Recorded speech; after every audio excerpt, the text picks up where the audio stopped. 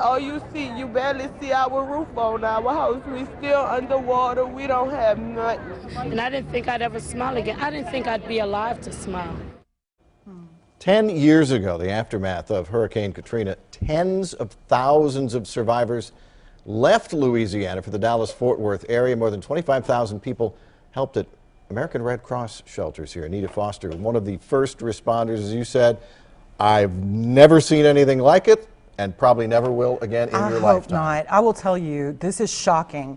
Before Hurricane Katrina, the largest number of people we had ever sheltered for hurricane evacuations was 130 in the 80s here in Dallas-Fort Worth. And so when thousands of people started showing up, it was clear to us, and I'll just be candid about it, we were not prepared, we didn't have the people, we didn't have the supplies, but we still had to do it. Right, and nobody, and it wasn't just the Red Cross, it was the city of Dallas, it was Dallas County, it was the city of Houston, it was Harris County. Nobody said no.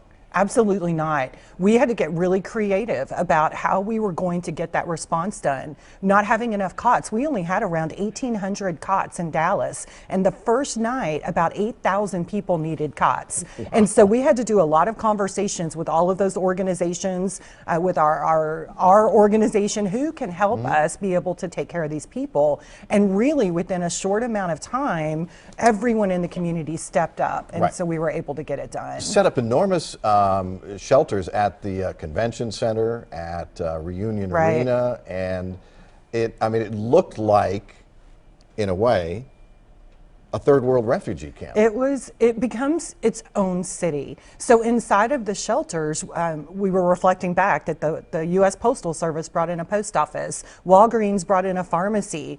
There was a Walmart was there with your supplies like toothbrushes, toothpaste, just as you would in a community. So what we tried to do with the sheltering, especially those large ones, was make it as much of a home as possible, knowing that people didn't have a home to go home to. And then eventually the goal is to get people out of the shelters and into something. And that became, you know, for a lot of people, became motels for a long time or apartment complexes or something.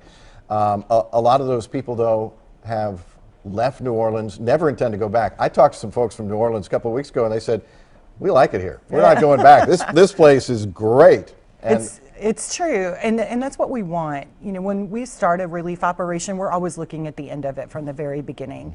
With New Orleans, it was such a different set of circumstances because their community was so badly impacted. People that had children wanted to make sure their kids had school, that they had a good place to go to school. So there were a lot of circumstances that led evacuees to actually stay wherever they were evacuated to, and that was all over the country. Look at some of those numbers. 25,500 people registered, 182,000 meals served, and there were a lot more that other organizations served as well.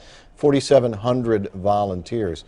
And just remarkable. And since then, you had to come up with a way to track people because, you know, my cousin, my aunt might be in North Dakota for all I know. How do I find her? The most unnerving part of everything around Hurricane Katrina was the fact that there was no plan for 500,000 people essentially to be uprooted from their homes and dispersed across America. So you used a system you use in third world countries. We literally did. It's called Restoring Family Links. It's what we use to connect people looking for relatives in refugee camps around the world. And so I remember clearly being in the shelter and one of the evacuees saying, Anita, what tent number should I put down? And I thought, oh my gosh. So after Katrina, we created an Americanized version of that, operational today on 24/7, called Safe and Well. Learned a lot 10 years later. Hope we never have to repeat that. Thank you so much for everything that you and the Red Cross do. We have a link to the American Red Cross on fox4news.com.